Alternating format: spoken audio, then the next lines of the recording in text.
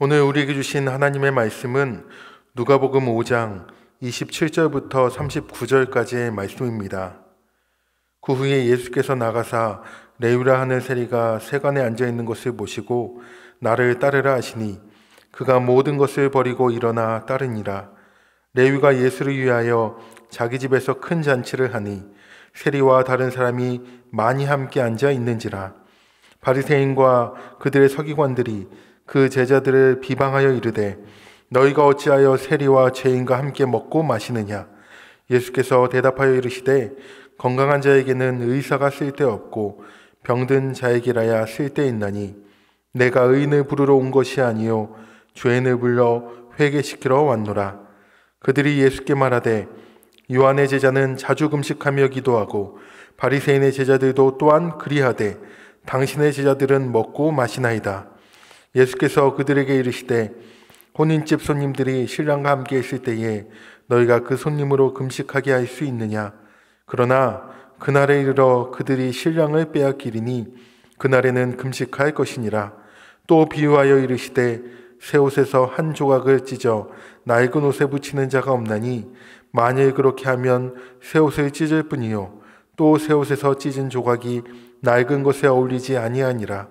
새 포도주를 낡은 가죽 부대에 넣은 자가 없나니 만일 그렇게 하면 새 포도주가 부대를 터뜨려 포도주가 쏟아지고 부대도 못 쓰게 되리라. 새 포도주는 새 부대에 넣어야 할 것이니라. 묵은 포도주를 마시고 새 것을 원하는 자가 없나니 이는 묵은 것이 좋다 함이니라. 아멘. 오늘 하나님 앞에 나오신 우리 성도님들 가운데 하나님 주시는 은혜와 평강이 함께 하시기를 바랍니다. 사랑하는 성도 여러분, 오늘은 2022년 들어 가장 긴급한 날입니다. 왜냐하면 1월 19일 119이기 때문입니다.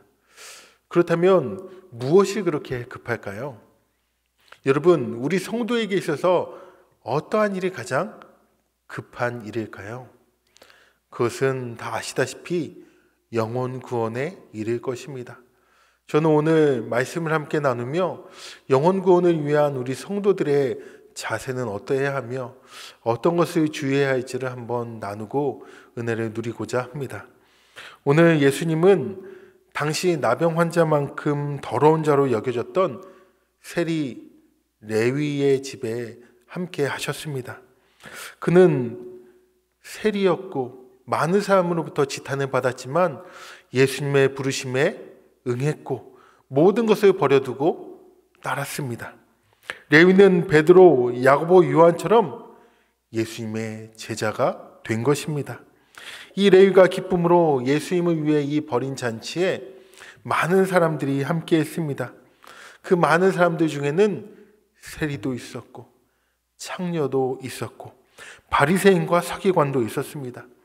근데 그 자리에서 바리새인과 서기관들이 세리와 그 옆에 있는 사람들 때문에 신경이 곤두서고 말았습니다. 아니, 어떻게 내가 이렇게 부정한 사람들과 함께 식사할 수 있는가? 당시 세리는 로마의 권력에 빌부터 세금을 많이 거두어 착복하는 동족의 피를 뽑아먹는 버러지 같은 존재 아닌가?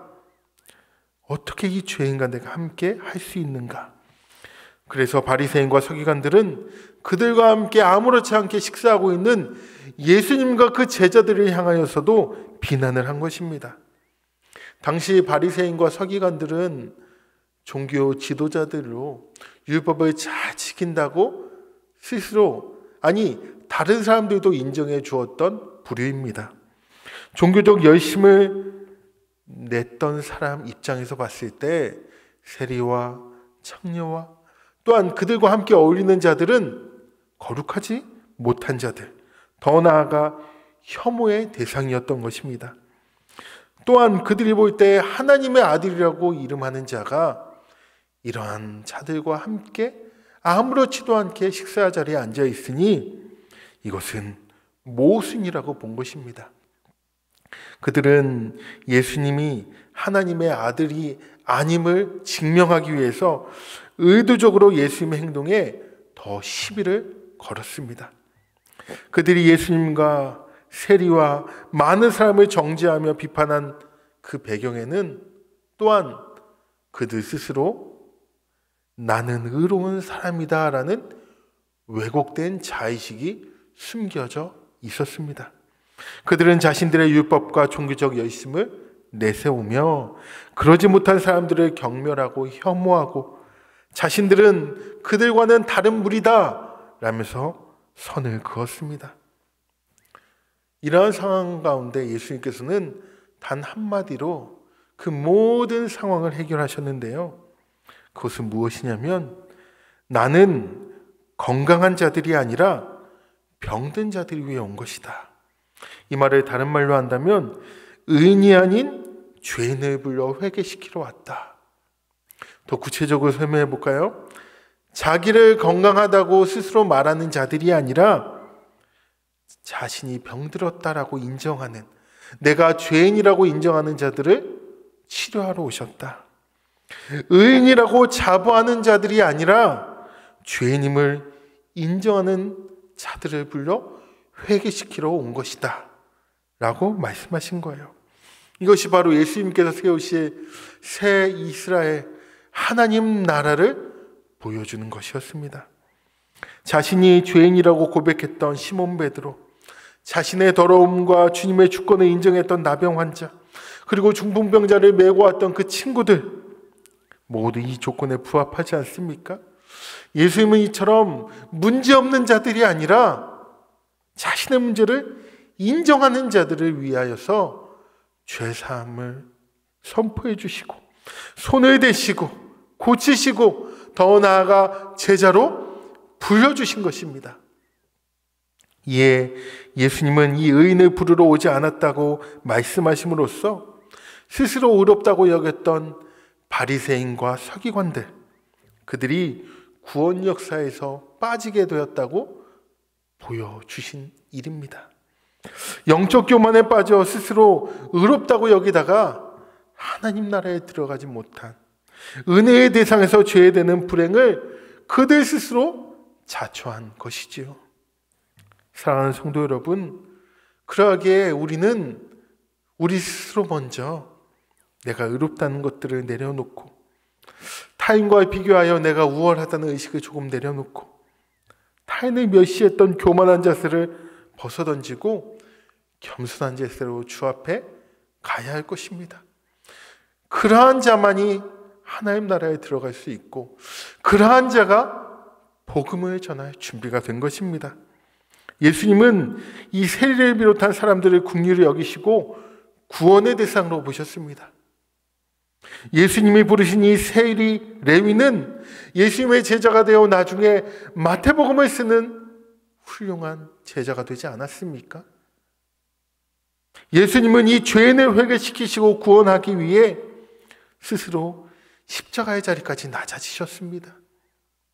하물며 우리는 어떠해야겠습니까? 우리 스스로 나를 높이면 주님 앞에 쓰임받을 수 없을 뿐만 아니라 구원받을 수도 없습니다. 예수님이 스스로 낮아지심으로 낮고 천한 죄인을 하나님의 자녀로 삼으셨던 것처럼 우리도 겸손하고 낮아질 때 이 복음 전파할 수 있는 겁니다. 사도 바울은 고린도후서 8장 9절에서 예수님이 부유하신 자로서 스스로 가난하게 되심으로 가난한 죄인을 부유하게 하셨다라고 선언했습니다. 이는 오늘날 세상 사람들이 향한 우리들의 자세를 교훈하는 것입니다. 우리는 거룩한 하나님의 백성이고 세상 사람들은 지옥에 떨어질 존재다, 가치 없는 존재다 라는 생각은 바리새인과 서기관들의 태도입니다. 그들이 아무리 큰 죄를 지었다 한들 우리가 그들을 향하여서 구원받지 못할 자라고 한정짓거나 내가 그와 나를 비교해서 나를 높이거나 한다면 바리새인과 서기관과 무엇이 다르겠습니까? 그러기에 우리 그리스도인들은 아무 조건 없이 구원을 베푸신 이 하나님의 은혜를 경험한 자로서 세상 사람들을 또한 겸손히 대해야 할 것입니다. 그리스도의 이 심장을 가지고 한 영혼이라도 더 회개시켜 하나님의 백성 삼기를 간절히 원하는 마음으로 그들에게 복음을 전하며 사랑으로 섬겨야 할 것입니다. 우리 안에 나도 모르게 사로잡고 있는 영적 교만과 특권의식이 있지 않습니까? 이것은 나 스스로가 이 구원의 감격을 잊어버렸다는 반증이에요.